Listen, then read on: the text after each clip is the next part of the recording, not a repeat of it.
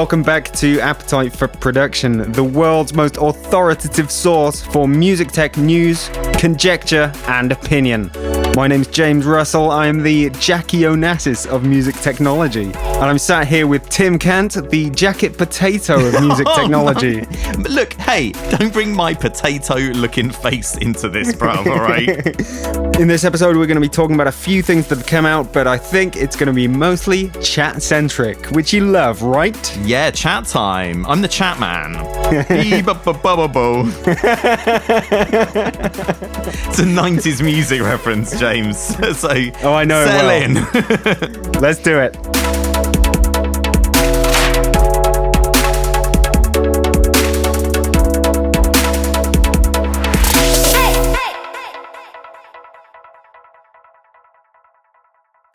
Tim, it's yes. It's a monumental day because I went to Tesco before I came here and I got us each a Kinder Egg. I can't believe it, James. Give me that thing. Oh man, these are let's do a live opening because that's what the kids love. That is wicked. So hold this up to the microphone so people can see it more clearly. Yeah. So these are Despicable Me Kinder Eggs. I've already started opening mine. Should we do them one after the other? Yeah. You crack yours first. Crack on. Oh, I like it. I am going to eat some of this chocolate because I haven't eaten anything yet. You're going to have quite a bit of foil all over the place. Okay. The ersatz chocolate is melting. Oh my god, yes, it's a minion. Oh my god, it's got flippers. This is oh my god, mate, it's diving for a freaking clam. Look at that. It's literally a pearl. What was that, James? Oh my god, look at the clamshell. That is too perfect, bruv. It's amazing. This was a great idea. We got clams. Free clams. Oh my god, diving for clams. Okay, what about mine? I really hope it's the same one. I bet it's going to be a subtractive synthesizer. Look at you can plug its fucking... Oh, God, sorry about my language. You can plug its snorkel into the... Oh, no, maybe that's something else. Right, if mine is a minion playing a synth... Oh, my God. Then we know that God has, approved of what we're doing. How do you open a Kinder Egg these days? It's a pushing thing. You put it in your mouth, and you inhale, Push it in your mouth, swallow it. Exactly. Your stomach does all the work. Oh, it's some kind of... Oh, it's a cowboy minion. Oh, nice. And it's got a wanted poster with it. It's wanted for 5,000 bananas. And there's a pirate minion, which is wanted for 3,000 bananas. Oh, my God. Wicked. Okay, that is really nice. Stick that cowboy hat in his head. He's got 2 bananas instead of guns. Wicked. And he's got some little platform to stand on. What is it? Is it like you're going to get hanged or something? No, I don't think so. I think it's just some kind of fast shooter, quick draw. What's this? Is that a lasso? I don't know what that is. Is that a bear trap? Maybe, but it goes under here. Microphone. Okay, fair enough. Let's take photos of our little minions and put them in the show notes. Yeah, I'm so glad you turned up before I could wash today, mates. Wait, hold on. Hey, we need to move all of this shit. Let's do this Andrew Yang style. Nice. I'm going to put that in the show notes for anyone who's weird enough to want to see our minions.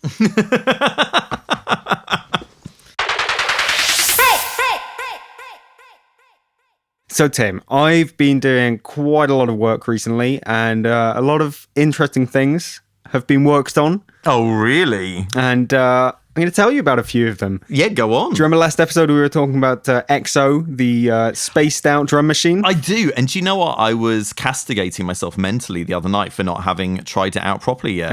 Well, I got the official review for Attack Magazine. Oh, you cheeky little monkey. So tell me all about it. I just submitted that today. It is really good. Yeah, it looked good. Yeah, it's basically just, bottom line, it's really good.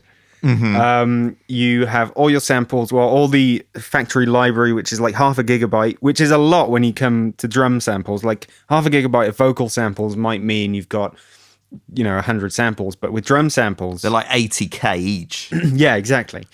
So there's a load of them. They organize really well in that sort of color-coded spatial nebula thingy. And there's a load of cartography. Yeah, there's a load of ways to make everything easier as well. Like when you have a sample selected, let's say you've got snare selected, it will Yeah, you can find similar samples by zooming in and selecting ones that are near it. But You zoom in, do you? You've also got a bar along the bottom with similar samples. You can sort of shortlist samples and say, okay, that was a good one, that's a bad one, that's a bad one, that's a good one.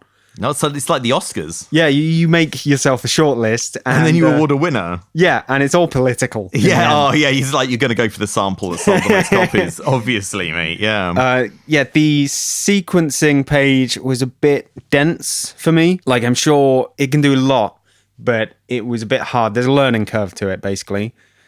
I don't like sequencing in a separate program. I know that there is now a big fashion for doing stuff in other stuff.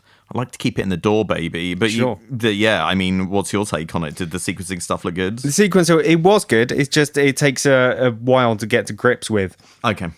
I think you can pretty much do everything you want, and you get little playgrounds for like messing with the beat, messing with the kit. Playgrounds? Yeah, well, I don't think I'm allowed near playgrounds. Well, mate. you like you're a libtard, and you like I sure am. You like your safe spaces, and God, yeah. These are safe spaces where you can freely mess around with different drum hits and without offending anybody. Yeah, basically, and without offending non-destructively. Your main selection. So if you don't like what you've come up with, you can just undo it. Sick. And if you like what you've come up with, you can apply certain drums or the whole thing. It's like a hot swap, one might say. Yeah, the hot swapping is like you choose one and you go back to the nebula and look at stuff. It's really good. It's really cool. It's fairly pricey. How much is it again? It's €180, Clams. 180. It's not an impulse purchase, is it? It's not. But like, if you wanted to get a drum machine and you wanted to spend that much on it, this is probably your one. Yes. It's really good. You can also put your own samples into there. Confirmed. And the annoying thing is, though, you can't switch on which folders you want it to show. Like, you might want to say, take away the factory bank and just leave these 4 of my sample folders. You can't do that yet. Well, that's a bit annoying. I'm sure that wouldn't be that hard in a little point update or something. But yeah, EXO, great stuff. Yeah, I really need to check it out, actually, because that is the sort of thing that would slot nicely into my workflow. And I do have an absolute ton of samples, mate, as you know. So yeah, that'd be really good. And it's really nice to have a bit of colour when you're making music. Yeah, I like colour. Everything, everything doesn't have to be grey and orange. You know what I'm saying? The other thing I've been doing, Attack Magazine also wanted me to do a review of the IK Multimedia Uno synth. Oh, okay. Now, you remember the Uno synth. I do, It was the mega hyped up... It's the biggest launch in all history. Yeah, it was the synth that was going to change the reality of music forever. Yeah, wicked. And obviously it didn't, but it is pretty good. Oh, okay. Oh, you've received a unit. I received the unit. I played with my unit. Okay. I thoroughly experimented with my unit. What does your unit sound like? It sounds really good, and that's the point. Like, it is an analog monosynth in a very small package for 150 clam sterling. That's pretty good value for a nice sounding monosynth, mate. Yeah. Hang on. Look. Okay. How many? Because I can't remember all the details of all these different synths the whole time, mate. What is the oscillator situation? Can you detune 2 oscillators of different shapes? That's what I want to know. Yes, you can. Oh, and when you start detuning it, you go to a certain amount of cents, and as you push the knob further, it turns into semitones. Oh, okay. So you can use the same knob to slightly detune or crank it and do different notes. But can you then, say you want to tune it up 7 semitones, can you then put a few more cents on top of that? Or is it just... No. Oh! Annoying. I mean, it probably doesn't matter, but still a bit irritating. You got to draw the line somewhere for £150. That's fair enough. My main criticism... strangely, it wasn't the keys. You know how it doesn't have keys, it just has little touch zones. Yeah. They were actually quite good. I didn't mind those. Oh, really? They were fairly acceptable. Like, I usually make a point of wanting actual keys, but I'm okay with it as it is. My main criticism of it actually was that you have these 4 knobs on the left, which are not endless rotary encoders, but you have buttons to change what those knobs do. Oh. So if you select the wave, those 4 knobs control the wave. You're saying it's not knob per function, is that what's happening? It's not knob per function, but that would crank up the price. Yeah. If you're in wave mode, they control what the oscillators do. If you're in env mode, they control the envelopes. If you're in filter mode, those same 4 knobs control the filters. But because they're not endless rotary encoders, as soon as you move one of them, you're at a completely different setting. Yeah. It's not tweaking.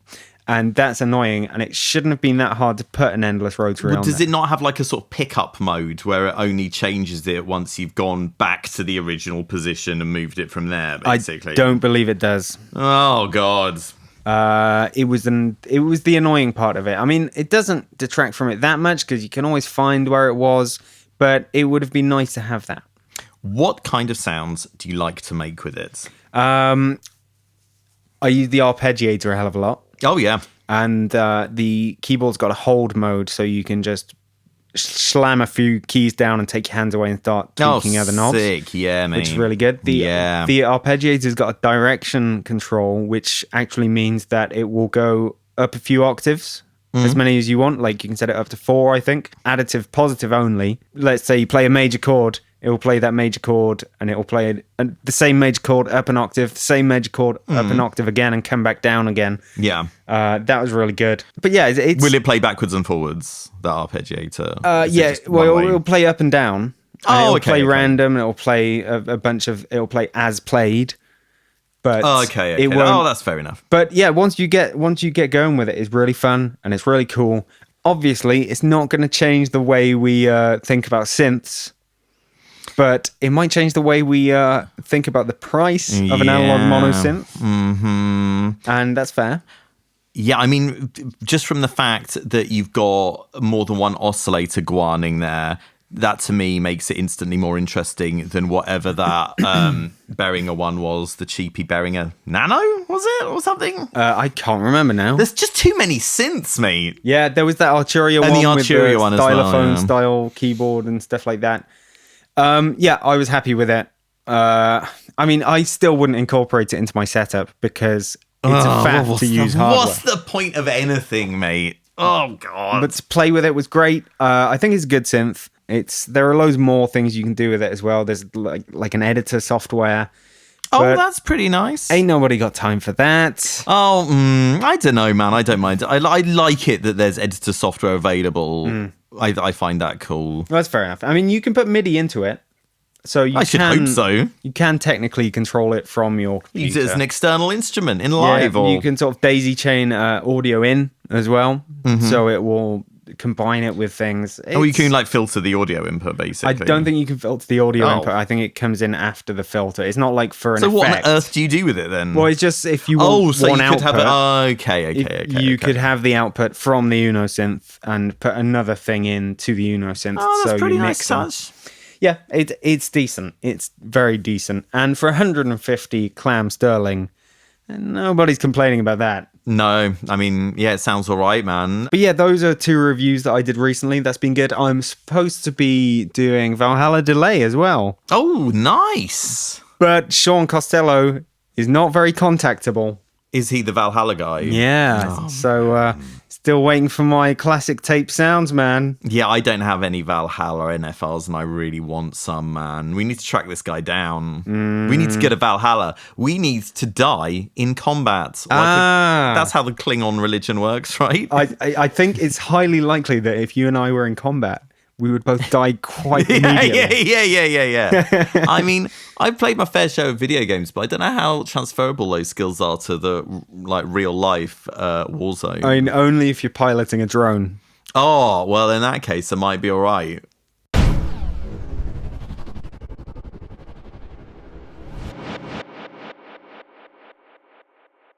Well, I tell you what, mates, I'm going to jump in with my own synth-related story now. Are you ready for that? Oh, I don't know. I don't know if I am. I'm telling you, you're not ready. Okay, here it is. I've been doing it. So, full disclosure, I've been doing a little bit of work for NI recently. So, you may as well consider this whole thing a giant advert. I fucking whore. I know. Oh, God, I wish. No. I have been playing with their new synth, which you will be aware of because the announcement dropped yesterday. Yeah. You know what I'm talking about? It's Super Betamax. No, it's called Super 8. And funnily enough, the copy they gave me had a beta graphic on the thing. So that really would have made a lot of sense. Yeah. But no. This is, and have you watched the Ruben Cornell video? I have, yeah. So, as he points out, it is NI's first polysynth since the discontinued Pro 53. I heard that and I thought, really? That can't be right, can it? Now that I'm thinking back, Monarch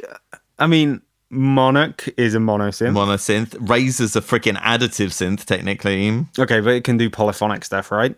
Well, yeah, sure, but it's not, you would call it, and they call it an additive synth. This is like a polyphonic subtractive synth, basically. Yeah, virtual analog all the way. I mean, they've done a lot of synths, but they've been straying into crazy territory and doing inspirational, cool, unusual things. So I can believe it, but it feels wrong, doesn't it? Well, yeah, here's the thing. I'm all for all that cool, inspirational, weird stuff, but sometimes you just want your bread and butter shit. Do you know what I'm saying, bro? Yeah. I'm pretty basic when it comes down to it. I mean, have you used Prism?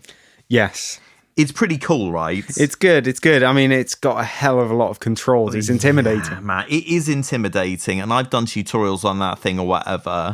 And it's powerful and stuff and everything. But I don't know if it really fits with my, the sort of sounds I want to make. And also my workflow of just desperately trying to do things as quickly as possible. You do have a very desperate workflow. Everything about me reeks of desperation, mate. But luckily, Super 8... it's actually pretty good, I reckon, man. It sounds real nice. So what's the setup? What's with the 8? What's that for? Oh, God, I don't know. Basically, well, you've got 2 oscillators, and each of them have 4 different waveforms that you can turn up and down the volume level of sort of Juno style. Okay. I saw maybe it's a reference to that. Saw some pulse widthy stuff going on, and yeah, I mean, it's already a standard fare. I mean, it's kind of Juno-y. There's a few bits and bobs in there to sort of keep it interesting and everything. The filter sounds really fat. You've got a bit of FM stuff. There's a character control on the filter, which makes stuff sound good. It's basically just a really good sounding synth. And there's some really good presets in there as well. And it's a reactor instrument, isn't it? Yes, that's the downside. It's a reactor instrument. But that's what everyone was like, yeah, that's the downside. It's a fucking reactor instrument. I know, the thing is, it does sound really nice. And to be honest, I usually can't be bothered with a lot of reactor stuff. I think I'm going to be using this quite a lot, I reckon. I can now be bothered with reactor stuff now that I use complete control a lot. Oh, okay. That's the one thing that complete control has sort of made a bit more acceptable. It's if you got it doesn't matter if it's a context instrument, it's a plugin, and it's a reactor instrument, you pull it up and it all looks the same. So they've always had this problem with, we're gonna make a plugin and it's in this reactor format or this contact format, and therefore you won't see it in your plugins list. Yeah, man. You'll have to bring up contact and you'll forget all the stuff you have. You have to bring up reactor. You have no idea if you ever reinstall your whole computer system. You forget about it. I don't know. Okay, I've got I know I'm shitting for Native Instruments here, right? But I think the fact that there's a players panel in Reactor that shows you all of your kind of your sort of big instruments in it. And also I think Native Access does a decent job of telling you what you've got. Yeah, it does, but you don't browse through it all the time. No. You don't scroll through your plugins list looking for a synth I don't. and go for Reactor in order to browse more. No. But Complete Control has made that a bit better because that's what I use quite a lot because it's good for auditioning synth sounds, basically. It means you can audition a bunch of them. And you've got third-party stuff in Complete Control as well. So that sort of, the shell problem is slightly solved by shell having problem, aka the clam problem. Another shell, which is like every shell that they have otherwise. Which is a strange situation, and I'd prefer they're all plugins. I've said this before, even if you get a reactor instrument and you could have a VST shortcut to it, which actually loads reactor, but it's called rounds or something. Yeah. So, I've got rounds. It's a reactor instrument, but it's here in my plugins list. I'll load it. It'll load reactor with rounds in it. That can't be that much to ask, can it? Probably is. I mean, I'm sure it's something that NI have discussed amongst themselves. I mean, they do really seem like really sort of like committed to this complete control thing. Yeah, and you can see why it is good, but it forces you to invest in the hardware. You can use it without the hardware, though. Can you? Yeah. Okay, fair enough. But still, it's better with the hardware. Am I right? Yeah. So what else did you learn about Super 8? What else do you like about it? It just sounds really nice. But what I was going to say was, so in fact, I'm going to look up the clam cost now. Okay. Super 8 clams. I'm typing into Google now. Yeah, there was a lot of letters that you just typed for the word clams. Oh God, hang on, bear with me, guys. Oh, how many clams is this, James? It is 69 clams. Ooh, US clams, sex number. That's pretty good, actually. That is good. I thought it was going to be 89 clams. I would call it 88 clams. Super 8. Oh my God. Oh, mate. And it's the Chinese lucky number as well. You're winning on so many fronts. I was thinking this is going to be 89 clammos. And I was going to say, hey, James, if frickin' Uno is like only just like 70 quid more than that. No, 60 quid more than that. It seemed crazy not to just like go hardware. But for 69 euro clams. Yeah, that's not crazy. It's not crazy. And I think, even though it's not really reinventing the wheel, I think just purely quality-wise, I think it's worth having a go off. And there's a demo version, so yeah. Nice. Bit of Super 8 magic. Mm-hmm. So, another thing I did over the last 2 weeks, I got an interview for Music Radar. Guess who with? Okay. Let's play 20 questions. Okay. Do they make a product? Yes. Do they make a synth? No. Do they make a drum machine? No. Oh, in a way. It's not a drum machine. Do they make a drum? Drum samples is one of the things. We're really going far from the yes drum or no thing. samples is one of the things that this person does. But more recently... Not the Vengeance dudes, not Manuel Schleiss. No. Drum samples. But also effects. Do you know what? I'm totally stumped. Give me a clue. Subscriptions. Subscriptions? Someone to do with Splice? Another clue? Yeah. Bomber. Bomber? Mate, I'm totally lost. Rack. Rack? What? Someone who bombed Iraq. Oh, God. Bush. You've got an interview with Kate Bush. I got an interview with Stephen Slate. The Slate Meister. All Slatey from Slate Digital. Oh my God. Does he make drum samples? Well, he got his start doing Stephen Slate Drums, which was a collection of drum samples which he hawked to all the studios he could. Oh my God. Do you know what? You've shown me up on my music technology. That's a bit of a coup. Tell me about Slate, bro. Yeah. So Slate Digital, makers of virtual mix rack. Which I use myself. Yeah, virtual bus compressors. You wait for ages and then 3 virtual buses come along once. Carry on. Virtual mic system, virtual studio, whatever. And he does all his software on subscription, right? Yeah. And so that was one of the things we talked about. Oh, interesting. Now, you and I, it's no secret that you and I don't really approve of subscription software most of the time. Rent to own, we can get with that. Yes. I think most of the world can get with rent to own. We've got to take back the means of production, James. Yeah, straight no pay, no Pro Tools is what we're generally against. So, Mr. Slate... Let me see if I can just bring up the actual interview. No, you're just going to read. This is like a reading. Oh,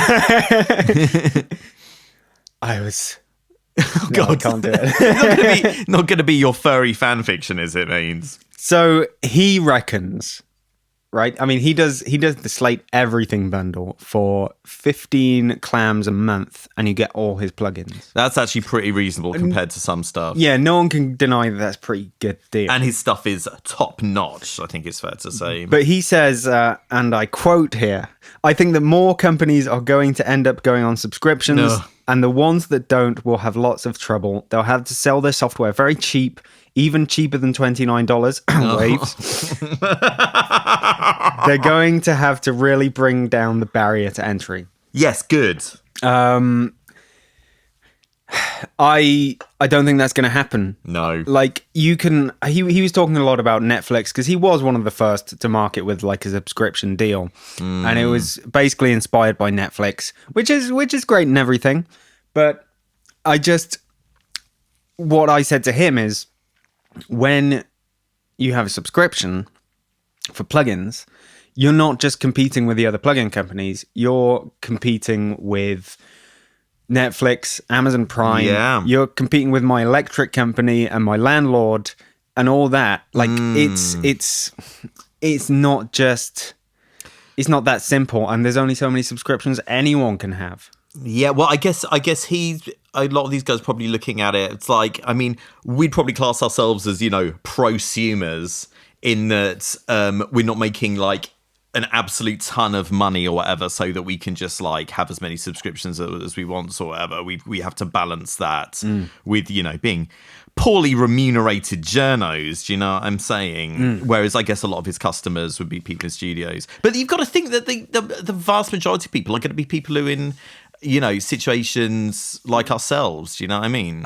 I don't know. That's the thing. Like, I assume the vast majority is like, shall we say, plug-in consumers, where bedroom producers and people who are either amateurs or semi-pro.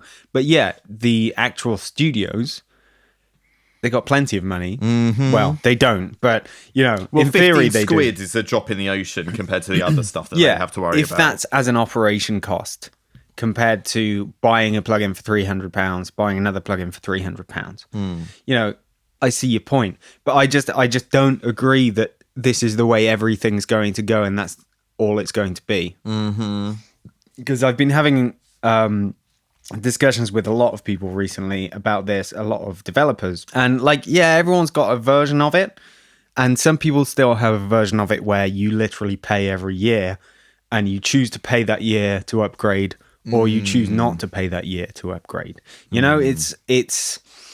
It's a bit like it used to be, basically. Mm-hmm. I just don't see. There's too much hate for subscriptions. The only thing people hate worse than subscription is iLok, and I don't know, man. I hate iLok. I use it. I hate subscriptions. I use them. Do you know what I mean? It's true, but I can't see every company coming down to doing this. I really hope not, man. It also raises the point, like, what if you start a new company and you don't have a subscription deal because you've only got one product? Are you really going to have to sell that product for 20 clams and then get another product, sell it for 20 clams, get another product, sell it for 20 clams until you can finally do your subscription bundle? Okay, here's my thoughts, James. Are you ready for a hypothetical scenario? I'm not willing to answer a hypothetical scenario. Okay, that's very sensible. The year is 2069.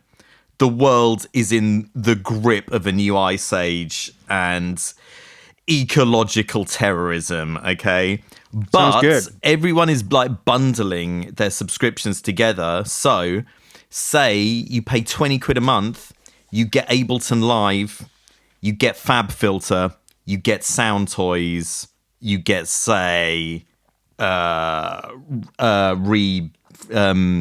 get, say... This is quality content. Sorry, you get, say, extra records as well. Okay.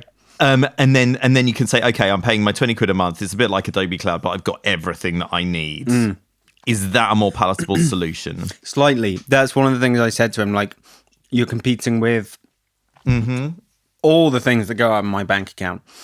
And he said, well, yeah, our aim is to provide all your audio needs. Oh, wow. Okay. So, which is why recently they've started partnering with companies. And if you're paying the Slate subscription, Oh, it seems like my little scenario is already happening. Yeah, I'm a genius. It's not even 2069.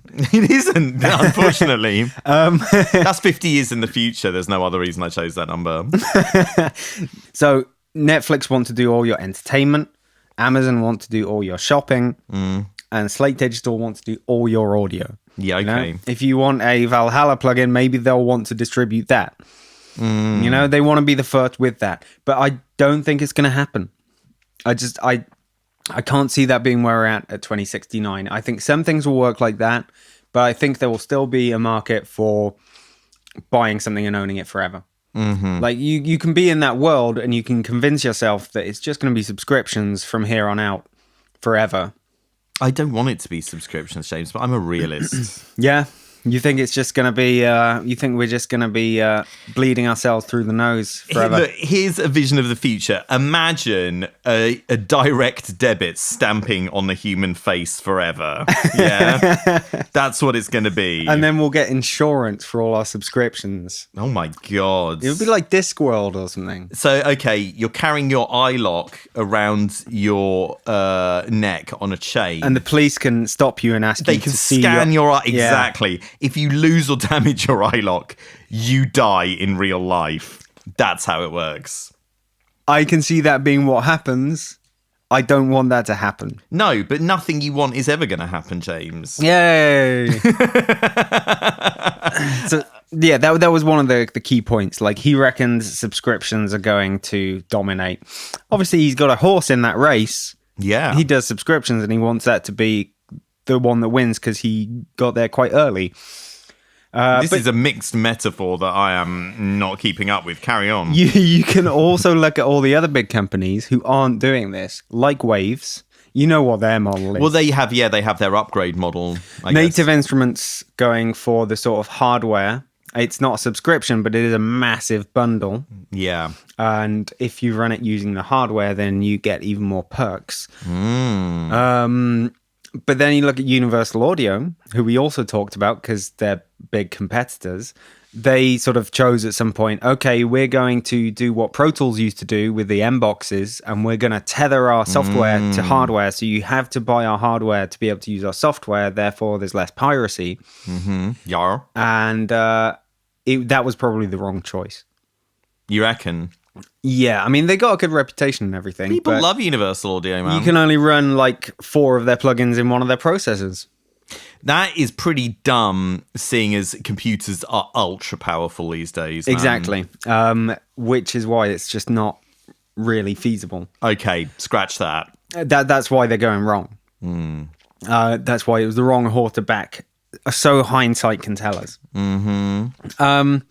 Yeah, it was an interesting one, but you can imagine that that's going to happen, and I'm saying I don't want that to happen. That's fair enough. It will be harder for new companies to get started, and that's generally how the world works, isn't it? That's the trajectory we're usually on. You know, like, oh, let's make it really hard for people to start doing something, so the people who are already in there have lobbied to make that happen.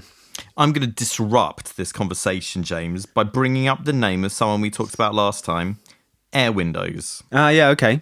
He's got a good model. He's got a decent model as long as he's making enough money from it. Yes. Do you reckon he is? Judging from what I've seen, he's making some, but not enough to quit the day job. Oh, well, that's not cool. I don't know. Maybe he can quit the day job. Let's see how many Patreons he's got. He is getting 1,366 American clams a month. It's good. That is not good for what he's doing. For what he's doing. He's no. making like cutting edge software, bruv. He's, I think he was going to, every 800 he gets per month, he's going to convert 1 plugin a month to VST. Okay. And so when that figure reaches 1,600, he's going to do 2 a month converted to VST. Okay. It's not necessarily sustainable. He's got to make a lot of more new stuff. But, you know, like I say, not enough to quit the day job. But that's BS, baby. Time will go by and that figure should rise. You know? Well, it's not what he deserves. God damn it. So, you know, he's got his own model. And what about us, Tim? What about us, mate? What's our model going to be? My model is going to be absolutely desperately trying to get money from absolutely any way that I can. Nothing will be off limits. So I think it's time to make a little announcement to our people here. Oh God, okay. It's not a massive announcement, but we did something good these last 2 weeks, and I want to tell you, we declined advertising money. I think we should take any money anyone wants to give us. No, we're making a principled stand. Oh, God. I don't want to make a principled stand, bruv. My overdraft is rank. Yeah, but still, we have some integrity, or at least I have some integrity. No, So you should have taken the money, idiot. a couple of weeks ago, I declined advertising money from who? We are definitely not going to talk about who it's from. No, we're not going to surely. talk about the company, but what do they make? No, I don't. I feel like this is inappropriate to talk about what they make. I feel that's bad. Okay, basically, they make something that we would, if you heard it, we would not like it. I don't think that matters. I think unless I had like a really strong like ethical opposition, like if it was like landmines or whatever, Yeah. I wouldn't be up for it. I think anything up to and including landmines. No, not including landmines. Look, stop trying to make me advertise landmines. God damn it, they hurt people. It wasn't landmines, but it was It was. Let's just say it was landmines. Okay. okay. It was a landmine Manufacturer. of the music tech world, Yeah. and we declined these people. And yeah, I think. Do you feel good about yourself now? I mean, mate? we could have done a dick move of like. I could be doing paid work right now. We could have done the dick move of doing like a sarcastic. Oh, it would ad. have been And we're hilarious, like, mate. huh? Oh, I love this product. Go and listen to episode to see how I really love this product, right, guys? Oh my God, it would have been so amazing, dudes. I know it would have been ironic, but I don't want to take blood money. It's not blood. Okay, it's not blood money. I don't want to take money for a product that I just You no. are too principled to operate in the capitalist world, bruv. Do you know what I'm saying? So maybe one day we're probably going to do some kind of Patreon at some point in the next few months. Good luck with that, mate. Yeah, good luck to us with that. But yeah, lend us a hand. Otherwise, we're just going to stop doing these things. I mean, we didn't do these things for the money. We don't do this podcast for the money. Well, I am definitely not here right now for the love. We should definitely take any and all money. And you know, I'm a big commie, baby. So if I'm saying that, then you know it must be true. You're a big commie, but you're also a big hoe. Oh, God, as we've such a discussed. hoe, man. Like the thing is, I figure, okay, look, if I'm going to be forced to operate in this capitalist system, I may as well just sleaze it all the way up. You know what I mean? Bottom line, Patreon experiment coming soonish. Oh God, that is going to be a failed experiment. It's mate. on the roadmap, so you can all ignore our Patreon. We're going to make air windows look like Trump, mate. That's what's going to happen.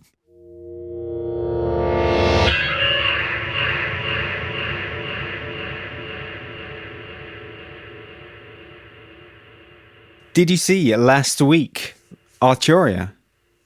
Have they brought out a new version of their suite? Is this you're talking Yes, about? this is the V Collection version 7. V Collection. Have you seen it? Yeah, I didn't like. None of it immediately jumped out as stuff that I recognised or whatever. Wasn't it? Didn't it? No. No. What should I? Okay, run. I'm pretty sure you would be you'd be happy about it. What? Hang on. Don't look it up because I want to tell you. I want it to, okay, I want it to brilliant. come from me. So first of all, the one you probably wouldn't like that much, Synth EV. Now, what is this? EMS. Doesn't mean much to me, buddy. EMS Synthia. Nah. You know how you have VCS3 from Zill's Lab? Oh yeah. The old briefcase. Oh okay. And it's got like you can play battleships on it. Yeah. Yeah, wicked. I know what you're talking about. Modulator matrix with pins. Yeah. Mellotron V.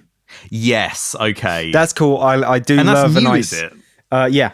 That feels like that should have already existed. Yeah, you would have thought so. But yeah, nice Mellotron V. I love the sound of the Mellotron, man. Who doesn't, mate? It's that fascinating interface between the organic and the artificial. And I think that's why, it tickles people's ears. Do you know what I'm saying? And the third one, CZV. What? Oh, it's like a phase distortion, is it? Yeah, CZ101. Oh, buddy. Did you not realize? No, mate. I've been very stressed recently, mate. I clearly did not use my left and right brain on this email. Do you want to check out the videos? Hell yeah. Go to emusician.com. Oh. On the right, you'll see a story by me. Oh, really? What is emusician.com? It's electronic musician. Oh, they've got their own website, do they? So, Mellotron What V. the heck? How do I not know about this?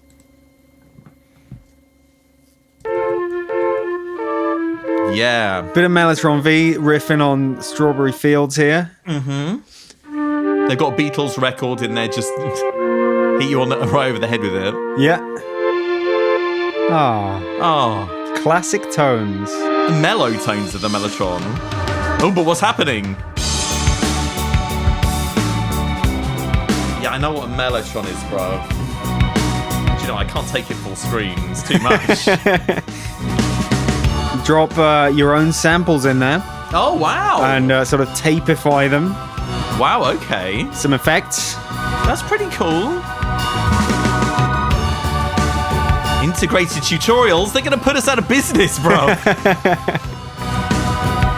60 presets. That's not that much, but No, I but guess for a Mellotron. for a Mellotron, how it's many a sounds lot. do you get on one Mellotron? Yeah. You have to reload the tapes, I guess. not so many. You know they're still making the Mellotron, Really? like modern versions of it. It definitely hasn't been technologically outdated. Ooh. Should we get onto the CZ? Hell yeah. Let's have a look at this bad boy, man. See, I put all the videos in here. It's very good. This is nice. Good craft.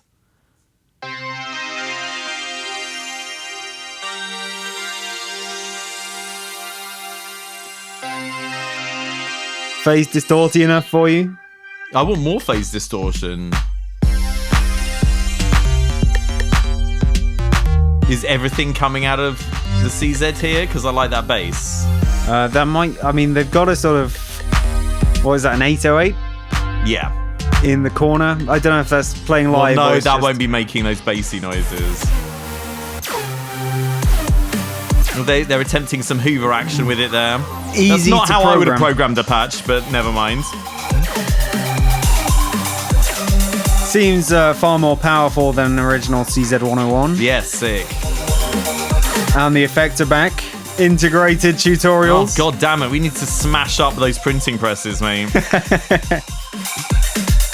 450 presets, which Oh, is that's a good. lot That's more. good. I suppose it's forgivable when you have a Mellotron to only have 60 presets. Wow, wow, They've got wow. a bit of Reese action going. Pretty good. Okay, I think I've seen enough of this. Okay. Scroll Yeah, down no, MCing has started to happen, so let's move swiftly on. to the Synthy V. They've actually got battleships on there, mate. Oh, they and have. I said battleships! Aren't you a fucking genius? I should totally work in marketing, man. Oh, yeah. VCS3. Bit of a ring classic. modulation. Oh, bit of Pink Floyd for you, mate. How'd you Yeah, like that? On the run. They've pretty much got that tone there. Yeah. It's getting faster though. Too fast. Oh, God. Trippy. Yeah, speed those LFOs up and stuff. Come on. Oh, it's got some vector stuff going on. New powerful modulation capabilities. In programming. Okay, I think we get the idea of this. Again, a large selection of effects and integrated tutorials. Yeah, okay, I've seen enough of this. Put your I think, yellow James. vest on. We're on strike. Yeah, right. Are we the French yellow vests or are we like the racist English ones? I don't know. I think I think I'm Max Mosley and you're Hitler. Okay, wicked. But I love it when I get compared to Hitler. That's Hang on. great. no, I'm Mussolini in this because I want to keep doing the tutorials in an isolationist manner. Yeah, blood alone turns the wheels of history, James. That's what you got to remember. Yeah, and plugins. Oh god, yeah, plugins alone turn the wheel of history. So what you're saying about these new additions? I like them. It's always nice to see. It's a strange event when Arturia adds stuff to the V collection. Well, look, I've highlighted one of your own sentences here, and I'm going to throw it back in your face. Now, what does this say? Can you see it? It says V Collection 7 is available now, €399 clam, with update pricing seemingly €299 clam. Now, what are we saying with that price difference, bruv? People were pissed off in the KVR forum. They were not happy. Now, it seems like the set standard update price for this. Yeah. So new you buy at $399, update price $299. But apparently people have been getting like tailored offers. I don't know if that's as soon as people started complaining. But like I heard someone say $199. I think I heard someone say $99. Oh, now that sounds a lot more reasonable. So I can't really guarantee an update price here, but that does sound a lot more reasonable if it's that. $299 is a lot though, considering you're getting basically 3 things. Yeah, like why would you bother updating? There's also Analog Lab 4 in this, and the Hammond B3 emulation is at version 2, but we're not going to talk about those things. Yeah, quite a hefty update price if that is the update price. But I really like the annual sort of, hey, the V collection has been updated. I wonder what they've done. You know, it's like, what could it be next time that they don't already have? What would you want them to do?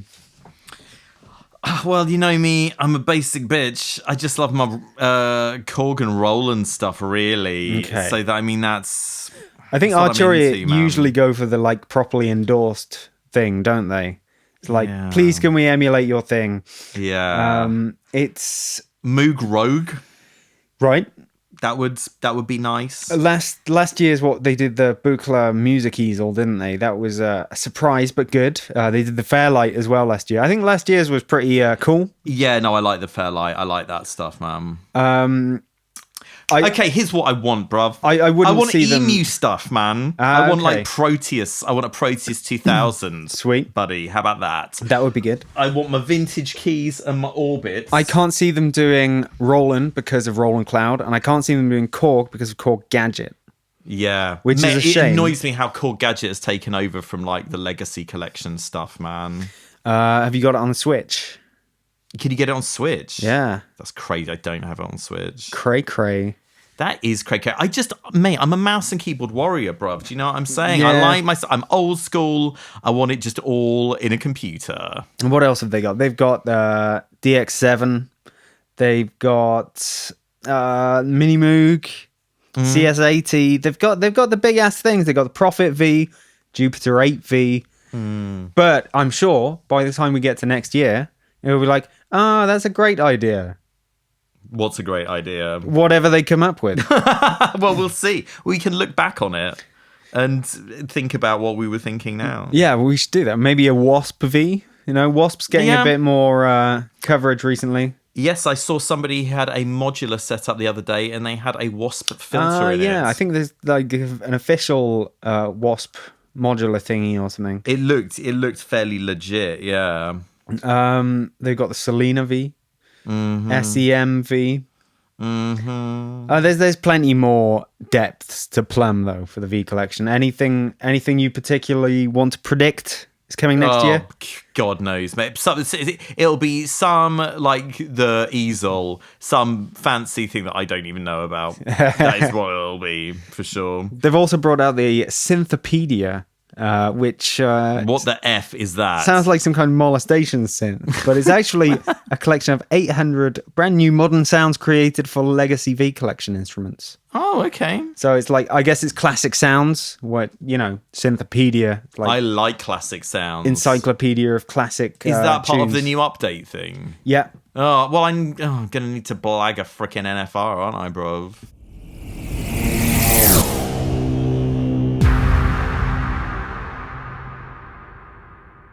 So, speaking of classic stuff, Did you see that Yamaha had floated the idea of bringing back the CS80? Yeah. So they made some kind of like, some kind of survey, basically? But yeah, they just asked people what they thought. Yeah, what do you think? Obviously, people are going to say, yeah, they want that, aren't they? Yeah, exactly. So what's the effing point, guys? Come on. I think they also said, like, what would you want us to do to update it? A really, really cheap, crappy virtual analog. That's what they want. Make it less heavy. Yeah. Make it do all the same stuff, but Make it not cost £100,000. So they did that. They thought, hey, let's float the idea, bringing back the CS80, see what people think, generate a bit of buzz. Then a few days later, guess what happened? What happens? Mr. Behringer, Uli Behringer, What? posts a photo on their Facebook, saying. This is very important, James. I want you to Saying- relay this information accurately.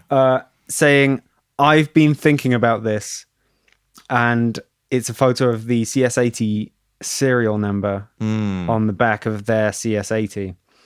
They've got one, and they seem to be thinking about, quote, making it. Is this just trolling? Here's the thing. Like, it could be, because if I was Yamaha and Behringer suddenly trumped my announcement by saying, hey, we're thinking of doing it, then I'd be like, oh, fuck's sake. Okay, I can't sell a $3,000 version. Yeah. I would just be so disappointed that they said they were going to do that. It is patented and everything, but... but look, there's Deckard's dream, bruv. Do you know what I'm saying? It doesn't seem like doing what's essentially a copy is a problem. And maybe that's what Yamaha saw, and they were like, maybe we should do the legit thing. Possibly. Maybe, I don't know. It feels really trolly, and it feels really... they must be so disappointed, though. Who, Yamaha? Yeah, like they haven't... But they can still do their thing or whatever. They haven't put, like, it seems, load of research and development into this. Now, this is the thing. They've done a misstep in terms of PR because, like, Behringer are poised to pounce at anything. Do you know what I'm saying? They've got that, like, financial and, like, manufacturing sort of, like, muscle or whatever. Do you know what I'm saying? It's like, don't F with Behringer. Yeah, exactly. So this is their game now. If you start putting feelers out, they'll just beat you to it. Yeah. If you get secret about it and suddenly bring something out, they won't be able to get there so fast. Yeah. But maybe they would have done it anyway. Well, this is the thing. I think it's now is the time for action, not words. If you're a synth manufacturer. So, what would you recommend to Yamaha? I don't know, man. How much do people care about the official Yamaha badge on their CS80 copy? Do you know what I mean? Well, if it's less than $100,000, not much. It's like, how much more is the legit one going to cost? I mean, Behringer might not do it. It sounds like it'd be loads of hassle. Like, because the thing is, Behringer do stuff that is cheap and cheerful. Yeah, I don't know how realistic it would be to make a cheap and cheerful CS80. Well, I mean, you can make a decent emulation of it, right?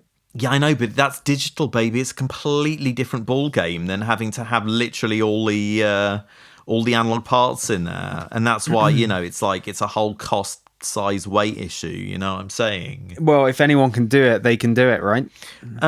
Yeah. So I wouldn't put it past them. I wouldn't put it past them. It's just it's a bit of a bully move, don't you think? I am not a fan of Behringer's business practices in terms of potentially their workplace, factories not being particularly nice to work in or whatever. I think it's fair enough that they make these cheap copies of like classic stuff because the legit companies won't do it.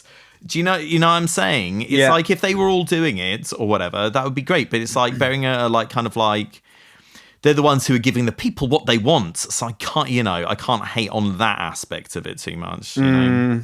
If Yamaha got their shit together and made one that was reasonably priced, more power to them. Yeah. You know, you may as well buy from Yamaha and know that it's legit, and maybe they've got slightly better working practices in their factories and stuff. Yeah, well, maybe it's sort of inspiring everyone. I say inspiring everyone, forcing everyone to find ways to make things cheaper.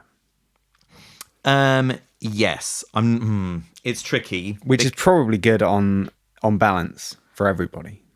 I don't know, man. It feels like should synths really be this cheap is the question. Possibly not. Well, we're getting into a much broader argument there. What are you paying for if they're just as good? What are you paying for if you buy a really expensive one? Maybe it's not made in such awful conditions. Okay.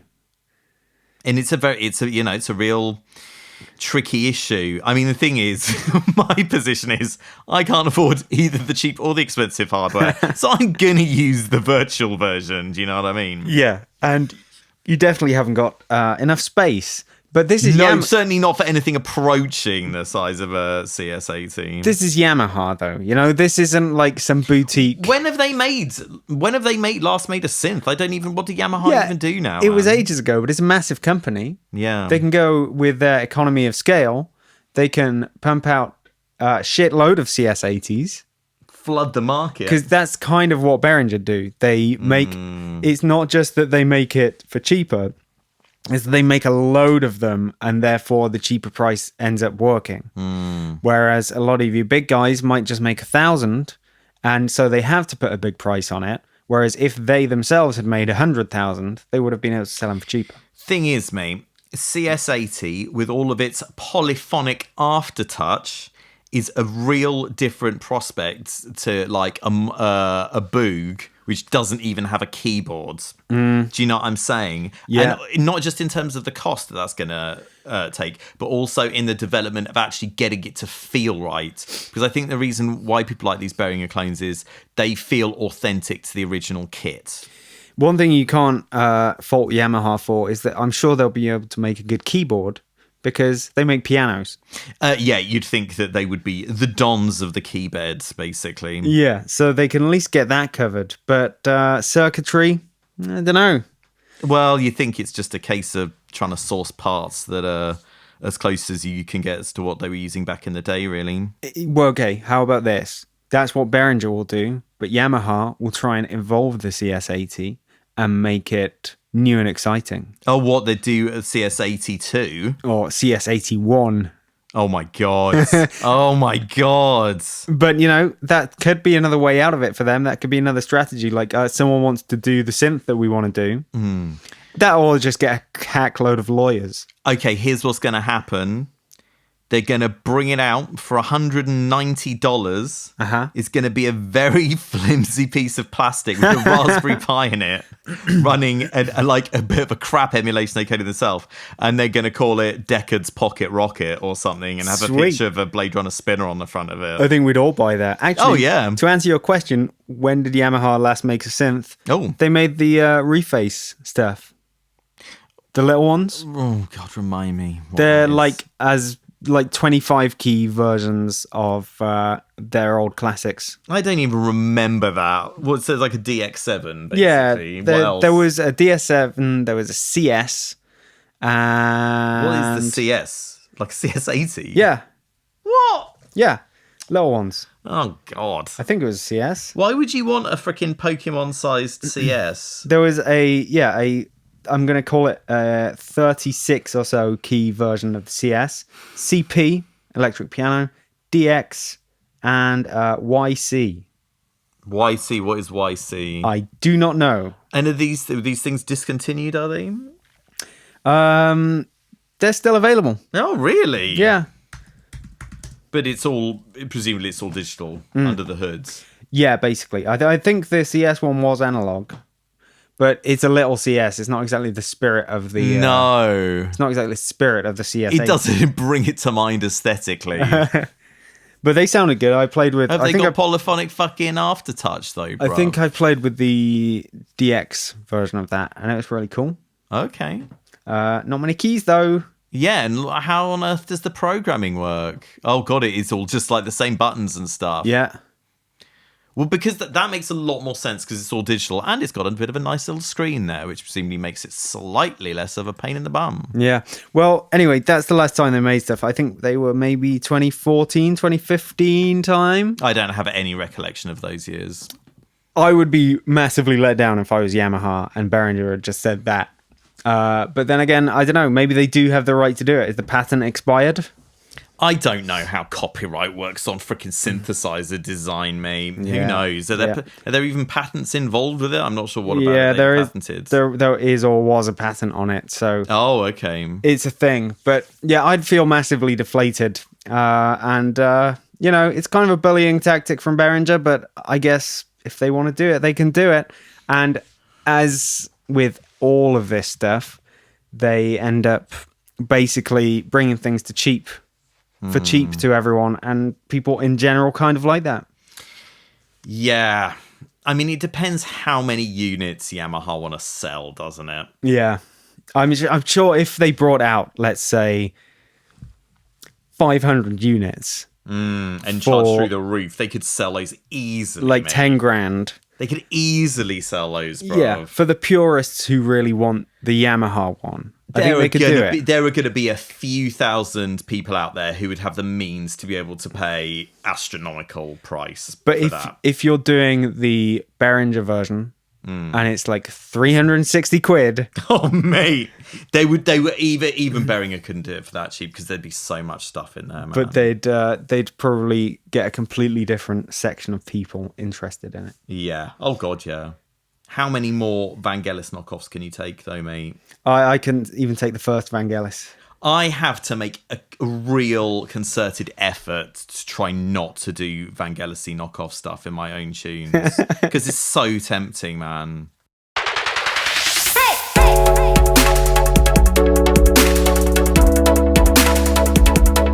All right, Tim, I think that's enough for one fortnight. It's more than enough for a fortnight, mate. I'm about to do my victory dance. We will catch everybody next time. You better come back. You better come back for the next episode. Please come back. Oh, please come back. I'll change. We'll change, won't we, James? Yeah, we'll do anything you want. We'll pull silly faces. Yeah, I did thumbnails all up the wazoo, man. Yeah. Whatever I said, whatever I didn't mean it, James. I just want you to listen to the next episode. You see, I find that takes that song very interesting because clearly it's from the perspective of someone who's being insincere. They're saying none of their words or actions mean anything. That's true. Do you know what I mean? That's true. It's got a bit more depth than your average pop song. They just want you back. Exactly for good. Forever. Pretty sinister, right? Yeah. Anyway, bearing that in mind, have a nice time while we're not around. Yeah, don't do anything we wouldn't do. That'll leave you a hell of a lot of leeway.